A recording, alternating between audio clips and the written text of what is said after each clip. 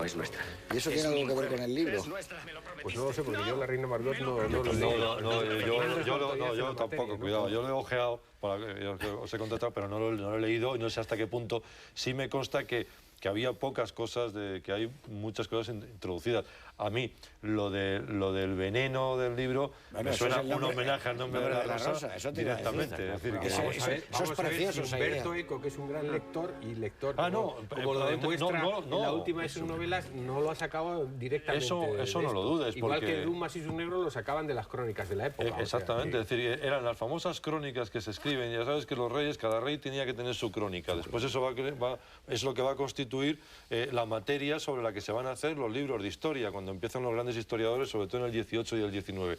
Y sobre esos libros son los novelistas los que van a construir las grandes sagas históricas, ¿no? En España teníamos también. Los grandes novelistas llegan de tal manera. Exacto, es así, Eduardo. Y ya sobre los grandes novelistas llega Humberto Eco a hacer un poco la parodia o el juego, ¿no? Lo borgiano, es decir, el espejo. Voy a jugar sobre eso, voy a mandarle guiños al lector, al viejo lector de Dumas, y al viejo lector de Conan Doyle, acuérdate que se llama Guillermo de Baskerville, Sean Connery, le voy a enviar guiños, ¿sabes?, para que sepa que hay una cierta complicidad entre nosotros. Humberto Eco es puramente eso. Entonces, en ese sentido, pero por supuesto, imagínate el catálogo de venenos que debía haber. O sea, sería fascinante pillar en uno de estos libros perdidos un libro simplemente de venenos, uno de esos libros ocultos que seguro que corrían por toda Europa, pero vamos... Y además, la idea del libro es preciosa. Maravillosa. Y lo bonito que es ese libro, y los grabados, qué bien hecho está, qué bien filmado. Y cómo coge, eso es una idea de guión soberbia desde mi punto de vista, lo único que le queda al amor es ese libro.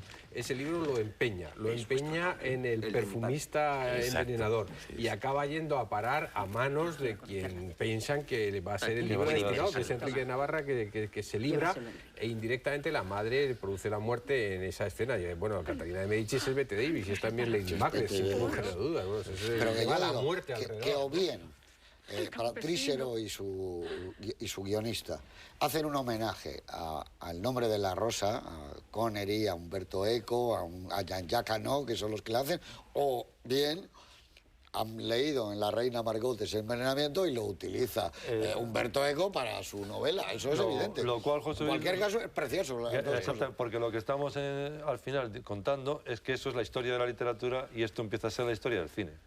Es decir, que la historia de la literatura que puede tener... Las historias de la literatura se empiezan a escribir a finales del 18, principios del 19. Hasta entonces no había historias de la literatura y sobre todo nacionales. Bueno, pues eso, que puede tener 300 años y el cine ya empieza a tener 100 años y repite ese tipo de préstamos. Y es una especie como de oca a oca y tiro porque me toca, ¿no? Vas tú en el camino. Por eso Balzac es lo que es, porque de alguna manera escribiendo sus comedias humanas o sus novelas, lo que hace es historia. Tú lees a Balzac y dices, qué bien describen los restaurantes de la época, qué bien describen las pensiones, cómo es cuando van la gente a la ópera, cuando van a las calles. Joder, esa historia. Mario, eso es Galdós y Clarín. Galdós es maravilloso. Porque además es historia. Entra y sale. Bueno, ya sabes que Mario Vargas Llosa de Balzac siempre suele decir la definición que daba Balzac de la novela, ¿no? Que era la historia privada de las naciones. Claro, y es verdad. Y el buen cine histórico, como este, es en cierto sentido también es la historia privada, lo que pasa detrás de lo que la gente no veía, ¿no? Lo que pasa en las habitaciones privadas. Y por eso que ahora que estamos en el año de Cervantes, la primera parte del Quijote es quizás el primer momento en el que eso que estás tú diciendo por primera vez. Sí, señor. Es decir, que por primera vez ya los modelos resultan rebasados por alguien que consciente o inconscientemente empieza a contar esas cosas. Empieza a contar y sobre todo coloca, no vamos a decorar el Quijote, pero dejarme solamente esto. Hombre, claro. Por primera vez coloca a un personaje, como es de noche se puede decir así, a un personaje que forma parte de la tradición literaria, pero que son personajes de cintura para arriba, idealistas, puros, espirituales, Don Quijote, con un personaje por primera vez en la historia, por eso crea la novela moderna, con un personaje que digamos que es de cintura para abajo, que lo que le preocupa es lo que come, cómo sobrevivir y no estas cosas idealistas que habían caracterizado a toda la novela hasta ese momento. Cuerpo y alma. Claro, cuerpo y alma, que da un vuelco porque es la primera vez que dos mundos enfrentados se dedican a pasear, eso sí, con una brutal ironía apenas entendida muchas veces en la literatura española, por los campos de la Mancha en pleno verano, ¿no?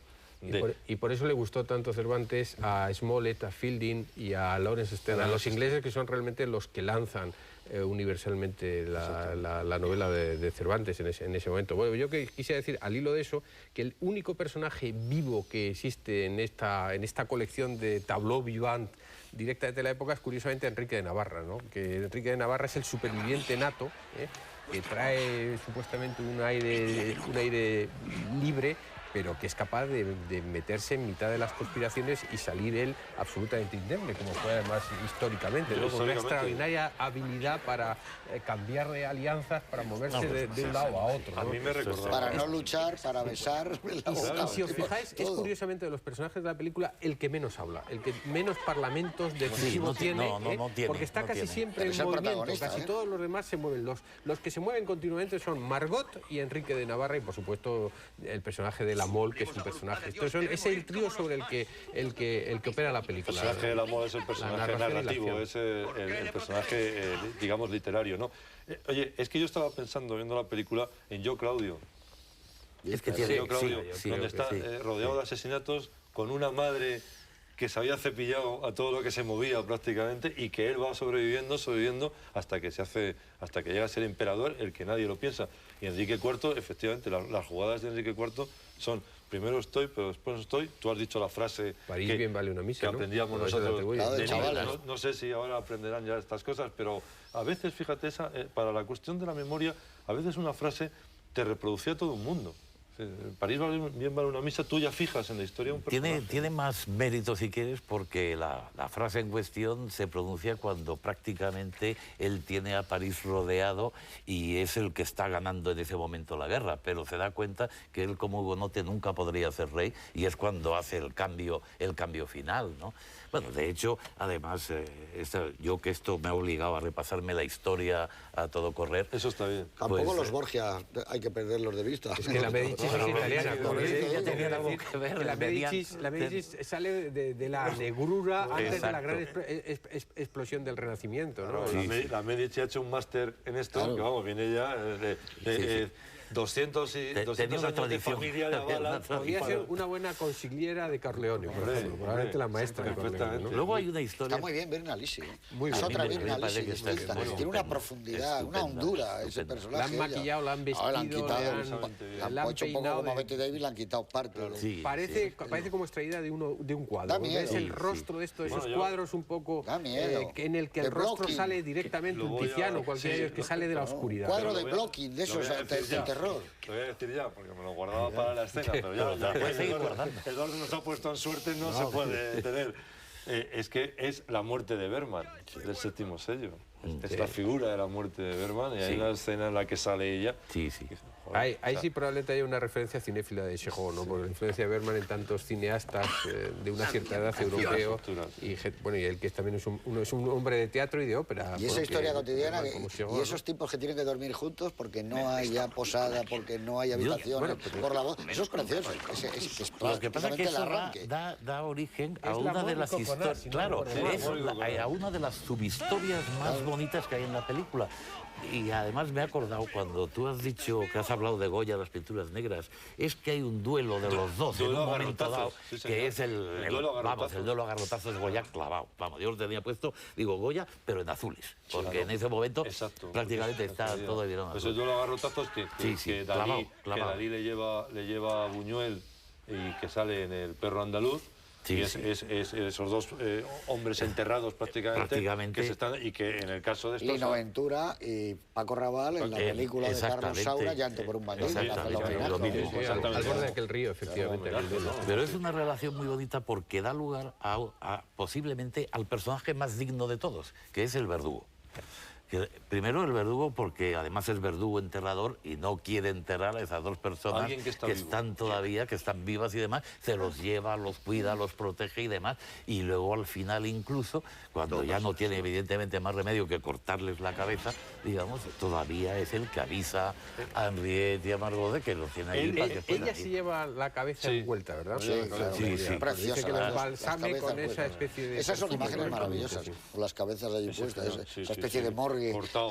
Bueno, también muy goyesco, porque parecen los desastres de la guerra, ¿recordáis? Sí, muchos telespectadores recordarán a veces las cabezas clavadas en las ramas de un árbol o los cuerpos descuartizados, y eso es una forma bastante... Bueno, y después está la política. Hay un momento, ¿sabes?, que dicen, las muertes de esta noche, hay que olvidar las muertes de esta noche. Es decir, a mí viendo esta película me ha parecido tremendamente actual, ¿eh? Hombre, es que están haciendo Europa. Ahí va.